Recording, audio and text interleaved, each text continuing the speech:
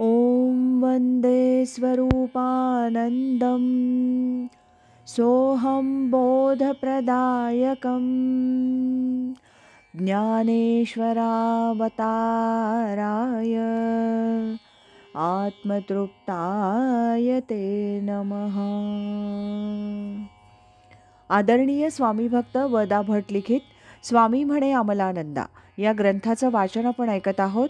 आज ऐकूया या ग्रंथातील पुष्प 8 भाग 2. सकाळी 8 वाजता श्रींनी चिरंजीव पुरुषोत्तम ह्यास अनुग्रह दिला. कोल्हापूरहून आलेले श्रीयुत शांताराम बापू जामसंडेकर ह्यांनाही आज अनुग्रह दिला.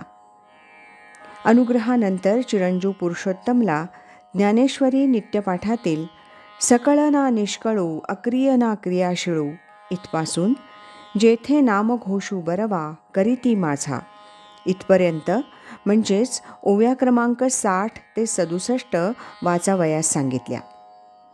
नंतर श्री म्हणाले, जेथ नाम घोषू ह्या शब्दाचा गुह्यार्थ सोहम हाच अनाहत ध्वनी बरं. आता ऐक असं म्हणून श्रींनी परत 2-3 वेळा तो ध्वनी त्यास श्रवण करविला. नंतर म्हणाले, दररोज सोहम स्मरण हे आवश्यक आहे आणि जमेल तसं 5-6 ओव्यांचं वाचन करावं. त्यानंतर मामांना श्री म्हणाले, हल्ली बाहेर सूचना पाटी असूनही काही जण त्यांच्या मनातील भावानं म्हणा आत आल्यावर पाय धरतात, पायास स्पर्श करून वर डोकं ठेवतात. पण असं करायलाच हवं असं नाही. मूळ साध्य लोक विसरतात. अनेक वर्ष चालत आलेल्या पद्धतींचा वापर सर्रास करतात. त्यामुळं त्रास होतो. असो, पण काही वेळा नियमाला अपवादही करावे लागतात. आज माघ शुद्ध पौर्णिमा म्हणजेच दिनांक 14 फेब्रुवारी 1968.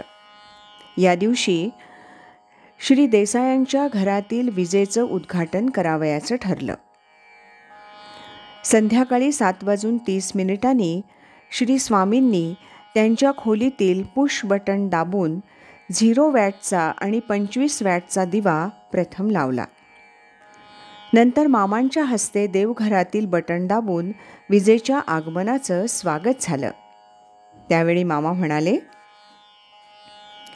आज ह्या पौर्णिमेच्या सुदिनी बाहेर नैसर्गिक आल्हाददायक चंद्राचा प्रकाश आहे. साधकाच्या बुद्धीस प्रकाश देणारे श्री सद्गुरू ह्या वास्तूत राहत आहेत.